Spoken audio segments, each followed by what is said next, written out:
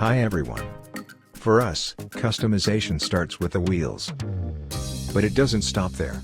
The components have to fit together, and so begins a process that branches out into the smallest details and ends with little covers that bear our name, like the ignition and clutch covers from our new custom line. These are like the icing on the cake that will not melt away, and anyone who knows a little bit about Harley styling will see that the Silver Blast is not just equipped with small plates. The name says it all. Silver Blast is an explosion of detailed solutions that had its big bang when the wheels were replaced. But it was also overdue. The 18-inch Lakester rims of the original Fat Boy are absolutely right when it comes to conveying its traditional name. But the Silver Blast was not meant to be a Fat Boy. So go for it with our slim 21-inch spoke wheels.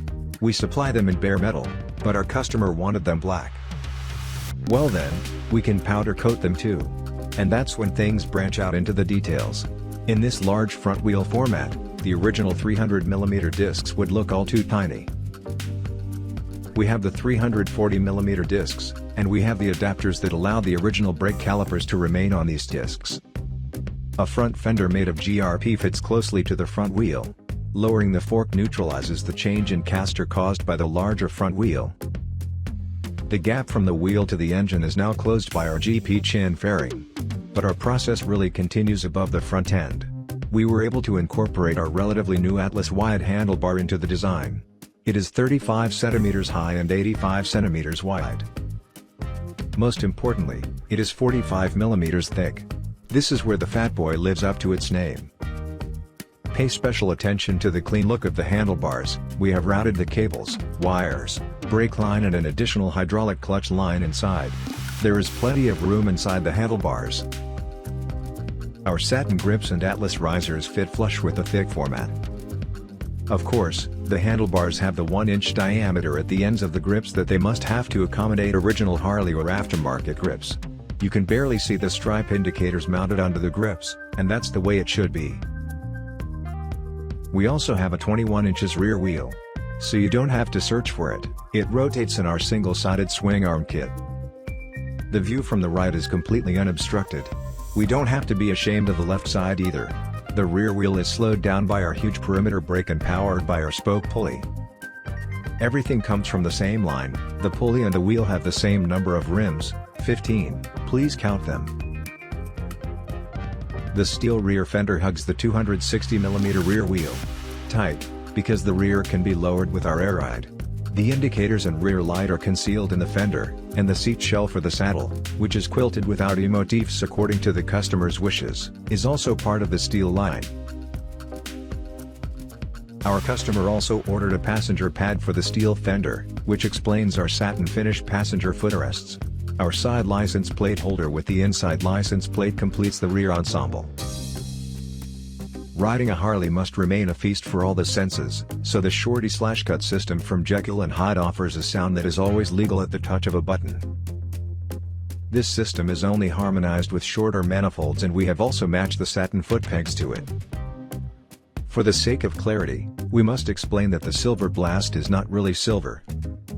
Rather, its color is the selenite gray that AMG cars are usually painted in. Our Silver Blast is also a race car. That should be obvious at first glance. And because that is the case, we are now naming the last cover with our name on it, the Airbox cover from the torque line. It's the icing on the cake that won't melt.